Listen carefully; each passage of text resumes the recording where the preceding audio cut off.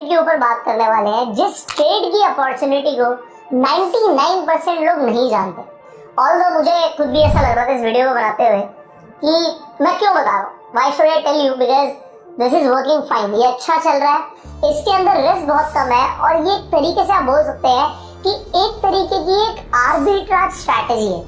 Arbitrage का मतलब क्या होता है कि आप एक अपॉर्चुनिटी लेकर आ रहे हो जहां पे प्राइस में डिफरेंस आ रहा है, उस प्राइस डिफरेंस को कैप्चर करके आप पैसे कमाने वाले हो सकता है जो अभी तक मैंने बोला आपको कुछ ना समझ आया हो, मेरी स्क्रीन पर चलो मैं आपको एग्जैक्टली दिखाऊंगा। यहाँ पर हम नैस्डैक को देखते हैं। अब नैस्डैक आप सबको पता है ये इंडियन मार्केट से रिलेटेड नहीं, यूएस मार्केट के अंदर एक इंडेक्स है जिसमें ज्यादातर आईटी कंपनीज आ जाती है कि जितनी एप्पल, अमेजॉन, गूगल, नेटफ्लिक्स, जो भी आप कंपनीज बोलते हैं, इस तरीके से जो यूएस की टॉप 100 टेक कंपनीज होती हैं वो नैस्डैक के अंदर आती हैं। तो ये नैस्डैक का एक इंडेक्स है। अब ये यूएस मार्केट कब खुली है? ये यूएस मार्केट फ्राइडे को बंद हो चुकी है। आज मैं मंडे को वीडियो बना रहा हूँ, मतलब जिस वक्त हम इंडियन मार्केट में ट्रेड करेंगे यूएस मार्केट बंद होगी। तो जो यूएस मार्केट में हो चुका है हमें सिर्फ वही देख रहा होगा। अब आज मंडे को यूएस मार्केट फिर से खुलेगी, उसके बाद पता लगेगा ये प्राइस ऊपर गया या नीचे गया। अभी के लिए ये प्राइस लॉक हो चुका है, तो जो एक दिन पहले का या एक ट्रेडिंग डे पहले का प्राइस होगा वो आपको दिख रहा होगा। अब आप क्या देखते हो यार, लगभग 1.5% नैस्डैक ने मूवमेंट दी थी, लगभग 1.5% नैस्डैक भागा था। अब आप क्या करते हो, आप अपने डीमैट अकाउंट पर जाते हो और आप सिंपली एक ETF सर्च करते हो। ऑलरेडी मैंने यहाँ पे किया हुआ है, दैट इज मॉन 100। ये मोतीलाल ओसवाल का मतलब नैस्डैक को रेप्लिकेट करने वाला एक इंडेक्स है। मतलब अगर आप ये मॉन 100 खरीद रहे हो तो आप नैस्डैक को खरीद रहे हो। अगर आप इस नैस्डैक को देखते हो तो देखते हो यार ये 0.62% बढ़ा हुआ है और जो नैस्डैक है ये तो 1.47% बढ़ा हुआ है। तो आप देख रहे हो यार यहाँ पर एक अपॉर्चुनिटी है, लगभग 0.9% की अपॉर्चुनिटी आपको दिख रही है। वेल ये अपॉर्चुनिटी सुबह ज्यादा भी थी तो मैं आपको एग्जैक्टली सब कुछ दिखाने वाला हूँ। तो अभी आप क्या देख रहे हो कि यार इसे भी तो लगभग 1.5% बढ़ना चाहिए। जो ETF होता है वो ETF रेप्लिकेट तो अपने बेंचमार्क को ही करेगा जिसे वो फॉलो कर रहा है। सो ETF अगर नैस्डैक का है तो नैस्डैक को बढ़ना है। मान लो आपने गोल्ड खरीदा हुआ है, गोल्ड का ETF खरीदा हुआ है और गोल्ड बढ़ गया, तो अगर गोल्ड बढ़ेगा तो गोल्ड का ETF बढ़ेगा। यूएस के अंदर बिटकॉइन का ETF आ गया, तो अगर बिटकॉइन गिरेगा तो बिटकॉइन का ETF भी गिरेगा। तो अल्टीमेटली जो ETF है उसे किसे फॉलो करना है? उसे प्राइस को फॉलो करना है। अब आप एक सवाल होगा, अगर इसे प्राइस को फॉलो करना ही है तो इसने अभी तक किया क्यों नहीं? ये अगर इसे 1.47% बढ़ना था तो ये अभी तक बढ़ा क्यों नहीं है? क्योंकि ETF के अंदर एक कहानी और होती है। वो कहानी ये होती है कि इसके अंदर डिमांड और सप्लाई का गेम बहुत होता है।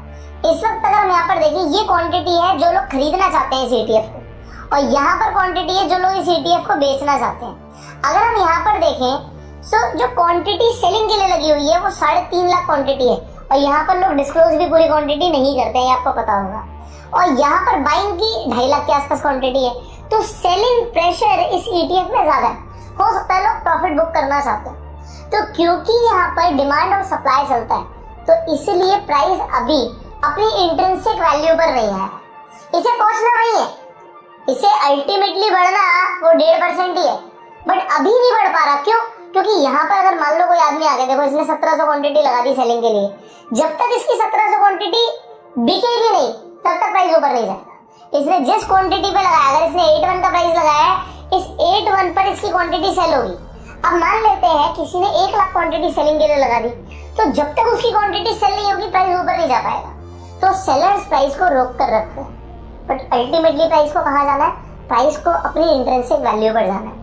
अब ये थोड़ा बहुत फ्लक्चुएशन चलता रहेगा। सुबह सुबह अगर आप देखो तो ये ETF यहाँ से ओपन हुआ 9.15 पे और 9.15 से भागता चला गया। अब आप लोग इसे 9.15 पे ही नहीं पकड़ पाते। अगर आप कहोगे तो यार 1% तो हमें सुबह सुबह 1 मिनट में ही मिल गया, मैं 5 मिनट भी नहीं बोलूंगा, अगर 1 मिनट की कैंडल भी देखूंगा तो भी ये सीधी इसी तरीके से गई थी ऊपर। मैं आपको दिखा देता हूँ। सो अगर ये 1 मिनट की भी मैं कैंडल बोलूंगा तो 9.15 पे प्राइस ओपन हुआ और उसके बाद प्राइस भागता चला गया। तो ये 1% तो सुबह 9.15 से 9.16 पे ही हो गया, क्योंकि ETF जैसे खुला उसने भागना शुरू कर दिया। अगर आप पकड़ने जाते तो आपको बीच में कहीं का प्राइस मिलता, आपको बिल्कुल नीचे का प्राइस नहीं मिलेगा। बट फिर भी अपॉर्चुनिटी क्या है, ये तो आज की बात है कि प्राइस एकदम से भागता चला जाए। जनरली क्या होता है, लोग जैसे ही देखते हैं कि प्राइस ऊपर जा रहा है, कई बार प्रॉफिट बुकिंग आती है। तो आपको ये अपॉर्चुनिटी ढूंढनी पड़ेगी कि यार आज मान लो ये ETF गिर गया, ETF गिर गया मतलब आप बोलते हो कि यार नैस्डैक 3% गिर गया, तो नैस्डैक में यार 1.5-2% की जो फ्लक्चुएशन है, कॉमन फ्लक्चुएशन है, ये 1.5-2% हर दूसरे तीसरे दिन नैस्डैक में मूवमेंट्स आते हैं। तो अगर नैस्डैक मानो 3% गिर गया तो ETF का क्या होना है, ETF भी 3% गिरेगा। बट हो सकता है एकदम से ना गिरे। अगर एकदम से नहीं गिर रहा तो आपके पास एक अपॉर्चुनिटी बनेगी। उस अपॉर्चुनिटी को आप कैसे कैप्चर करोगे? देखो, जब मुझे अपॉर्चुनिटी देखी, सुबह का मूवमेंट मैंने इसे जाने दिया, उसके बाद मैंने देखा यार प्राइस काफी नीचे है और अल्टीमेटली मार्केट को या प्राइस को जाना ऊपर। सो अगर नैस्डैक ने ऊपर ही जाना है, अपने इंट्रिंसिक वैल्यू पर जाना है, सो मैंने जाकर एक ट्रेड बनाई थी, आप यहाँ पर देख सकते हो। सो हमने 1000 क्वांटिटी लिमिट ऑर्डर पर सुबह लगभग 10:30 बजे के आसपास हमने लिमिट ऑर्डर पर इंट्राडे ट्रेड मारा था। अब इंट्राडे ट्रेड हमने जो लिया, अब मैंने इस अकाउंट पे क्यों नहीं लिया, देखो ये मेरा अपस्टॉक्स का जो अकाउंट है, इसमें ऑलरेडी मेरे पास 100 है, तो मैं आप लोगों को दिखाना चाहता था। इसमें आज में मुझे तकरीबन 22-23 हज़ार का प्रॉफिट दिखा रहा है, क्योंकि नैस्डैक ऊपर गया तो प्रॉफिट तो आना ही है। तो मेरे पास ऑलरेडी इतनी क्वांटिटी है कि कोई प्रॉब्लम नहीं है, अगर उसे अपने इंट्रिंसिक वैल्यू पे जाएगा तो मुझे तो प्रॉफिट वैसे भी आएगा। बट क्योंकि ट्रेड करना है तो मैंने आपके लिए ट्रेड किया अलग से, कि स्टॉक चार्ट पर आप देख सकते हैं। वो जो ट्रेड मारा था उस ट्रेड ने अभी लगभग कितने पैसे लगे मेरे, 20,000-23,000 के आसपास पैसे लगे, और मुझे 5x का लेवरेज मिलता है इंट्राडे के अंदर, आपको पता है। अब इसके अंदर रिस्क है, जब तक कोई बड़ी न्यूज नहीं आती ये ETF गिर नहीं सकता। ये जो आप ETF देख रहे हो, ये ETF तब तक नहीं गिर सकता जब तक कोई बड़ी न्यूज नहीं आती। कोई कहीं पे कोई अटैक हो गया, कोई टेररिस्ट अटैक हो गया, कोई बहुत बड़ी वॉर लाइक सिचुएशन बन गई, सिर्फ तभी यहाँ पर आपको कोई बहुत बड़ा ड्रास्टिक प्राइस नीचे जाता हुआ देख सकता है। अदरवाइज सिर्फ डिमांड और सप्लाई होगी, और डिमांड और सप्लाई यहाँ पर ऐसा नहीं होगा कि 1% प्राइस को तोड़ दे, क्योंकि अल्टीमेटली इंट्रिंसिक वैल्यू पर पहुंचना है जो कि ऊपर है, तो प्राइस ने ऊपर ही जाना है।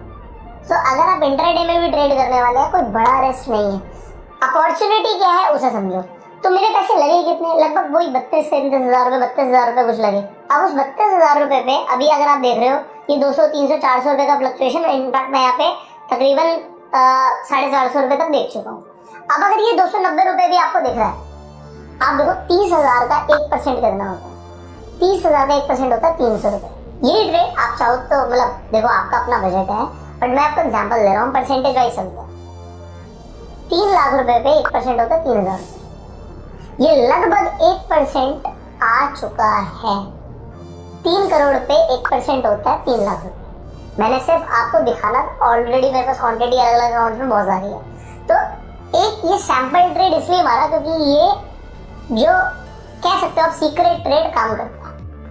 अल्टीमेटली सिर्फ डिमांड और सप्लाई की वजह से प्राइस रुका हुआ है, इसे जाना ऊपर ही है। अब क्योंकि हमें, आपको समझ आ रहा होगा, हमें इंट्राडे में लगभग 4x की लेवरेज मिल जाती है। तो अगर मैं 1000 क्वांटिटी को खरीदने जाता है 160 रुपए के भाव पे, जो कि लगभग 160 रुपए का भाव है यहाँ पे, तो मेरे 1,60,000 लगते हैं डिलीवरी पर।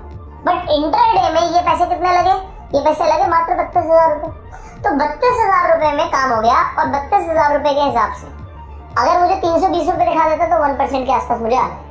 अब आपको ये देखना है कि अगर आपको 1% के आसपास पैसे आ रहे हैं, you can book your profit, आप प्रॉफिट बुक भी कर सकते हो, क्योंकि 1% एक दिन का बहुत अच्छा होता है। रिस्क क्या है, 1% तक का लॉस भी किसी दिन आ सकता है। बट अगर आप होल्ड करोगे तो जनरली उसे जाना अपने इंट्रिंसिक वैल्यू पे, क्योंकि नैस्डैक मूव नहीं कर रहा है, ध्यान समझो। यूएस की मार्केट बंद पड़ी है, जब तक मार्केट बंद है तो क्या रीजन है जिसकी वजह से प्राइस नीचे जाएगा, सिर्फ डिमांड सप्लाई। कोई बहुत बड़ा आदमी आके अपनी क्वांटिटी बेचेगा, सिर्फ तभी प्राइस नीचे जा सकता है, अदरवाइज प्राइस नीचे नहीं जा सकता, या फिर कोई बड़ी न्यूज आ जाए। ये 2 कारणों की वजह से ही आपको समझ आएगा कि प्राइस नीचे जा रहा है, otherwise there is no other reason कि प्राइस नीचे जाए। सो प्रॉफिट बनाने के चांसेस बहुत ज्यादा है।